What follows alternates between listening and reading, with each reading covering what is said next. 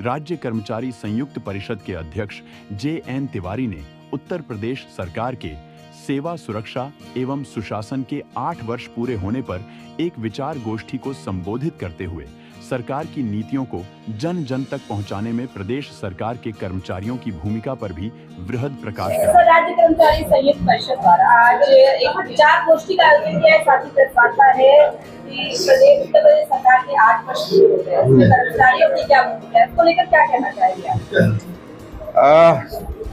उत्तर प्रदेश सरकार के सेवा सुरक्षा एवं सुशासन की नीति पर चलते हुए 8 साल पूरे हुए हैं। मतलब खाली 8 साल पूरे होना एक अलग बात है, बट सेवा सुरक्षा एवं सुशासन की नीति पर चलते हुए 8 साल से उत्तर प्रदेश सरकार के पूरे हुए हैं। इस 8 सालों में सरकार के जो अपने कार्यक्रम घोषित हुए हैं, उन कार्यक्रमों के माध्यम से हम लोगों ने जाना है, देखा है। मुख्य सचिव के द्वारा भी एक सर्कुलर जारी हुआ है इसमें कि सरकार जन कल्याण से संबंधित बहुत सारी योजनाएं चला रही है। जन कल्याण से संबंधित प्रदेश में जो योजनाएं चल रहा है, वो सरकार का विशेष फोकस युवा उद्यमी पर है, किसान वृद्धि पर है, महिला सशक्तिकरण पर है। इन चीजों पर सरकार का विशेष फोकस है। इसके अलावा विश्वकर्मा श्रम योजना, नारी सम्मान योजना, लाडली बहना योजना, मुख्यमंत्री सुमंगला योजना, मुख्यमंत्री आवास योजना, प्रधानमंत्री जन औषधि योजना, इस तरह की तमाम योजनाएं चल रही हैं। और ये सरकारी सभी योजनाएं जन जन तक पहुंचाने का काम हमारा कर्मचारी कर रहा है। मेरा ये मानना है कि अगर कर्मचारी की भूमिका इसमें से हटा दी जाए इन योजनाओं में से, तो इन योजनाओं का लाभ निचले स्तर तक के, निचले आखिरी पैदान तक के व्यक्ति को नहीं मिल पाएगा। ईमानदारी के साथ प्रदेश का लाखों कर्मचारी इन योजनाओं को चलाने में कार्य कर रहा है। और हमने राज्य कर्मचारी संयुक्त परिषद के माध्यम से एक निर्देश जारी किए हैं अपने कर्मचारियों को कि शासन का जो कार्यक्रम है 25, 26, 27 का शासन द्वारा जो भी कार्यक्रम किए जा रहे हैं, इन सभी कार्यक्रमों में हमारे कर्मचारी सम्मिलित होंगे। जनपद स्तर पर जैसे आज हम संगोष्ठी यहाँ लखनऊ में कर रहे हैं, सभी जनपद मुख्यालयों पर 75 जनपदों में आज राज्य कर्मचारी संयुक्त परिषद के माध्यम से संगोष्ठी हो रही है, प्रेस वार्ता हो रही है और वो सारी रिपोर्ट हमारे पास आ रही है। मैंने निर्देश दिया कि आप लोग करिए। विशेषकर आशा बहुओं को हमने निर्देश दिया है कि आप लोग जन जन तक, घर घर तक जाकर के सरकार की जो योजनाएं हैं उनसे लोगों को वाकिफ कराइए ताकि लोग उसका लाभ ले सकें। विशेषकर मातृ शिशु कल्याण से संबंधित जो योजनाएं हैं, उन योजनाओं को आप जरूर जन जन तक पहुंचाने का कार्य कर्मचारियों के लिए सरकार ने क्या किया? आ रहे थे, हम सब आ रहे हैं ना उसी पर, क्योंकि हमारी एक विचार गोष्ठी बृहद विषय को लेकर के हो रही है।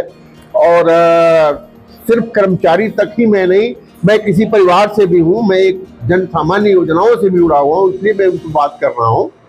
सरकार की जन कल्याणकारी योजनाओं के बाद पिछले 8 वर्षों में सरकार ने कर्मचारियों के लिए भी बहुत सारे आदेश दिए।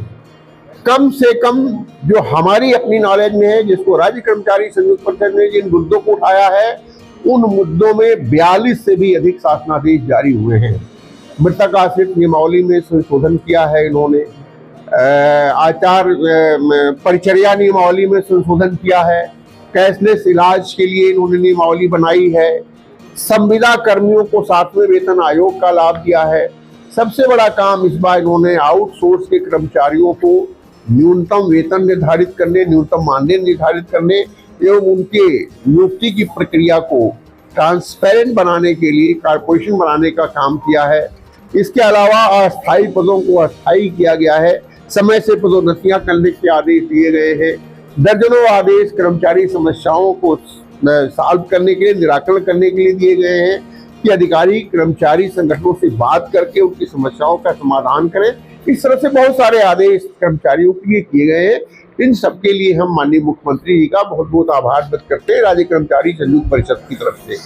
परंतु साथ में यह भी कहना चाहते हैं कि जहां माननीय मुख्यमंत्री जी की मंशा जन कल्याण और कर्मचारियों के प्रति सकारात्मक सोच के साथ है, वहीं विभिन्न विभागों के प्रशासनिक अधिकारी माननीय मुख्यमंत्री जी की सोच के विपरीत कर्मचारी संगठनों से संवाद नहीं कर रहे हैं, संवादहीनता बनाए हुए हैं, वो एक दूरी बनाए हुए हैं, जिसके कारण विभागों में कर्मचारियों की समस्याओं का समाधान नहीं हो पा रहा है। मुख्य सचिव के आदेश के बावजूद भी नगर विकास विभाग है, चिकित्सा स्वास्थ्य विभाग, खाद्य रसद विभाग, परिवहन विभाग, समाज कल्याण विभाग, उद्यान विभाग, महिला बाल विकास विभाग, श्रम विभाग, सूक्ष्म लघु मध्यम उद्यम विभाग, ये सारे विभाग हैं जिनके प्रमुख सचिव कर्मचारी संगठनों से बात नहीं कर रहे हैं, और उनके बात नहीं करने के कारण इन विभागों की समस्याएं लंबित होती चली जा रही हैं। कर्मचारी बहुत समय से ओपीएस को लेकर आ रहे हैं, मुझ पे भी आ रहे हैं। संघर्ष करते हैं, उस पे क्या कहेंगे? ओपीएस पुरानी पेंशन की बहाली का मुद्दा हर स्टेट में है, पूरे देश में है, कर्मचारी उठा रहा है। हमारी भी पहली प्राथमिकता है कि पुरानी पेंशन की बहाली की जाए।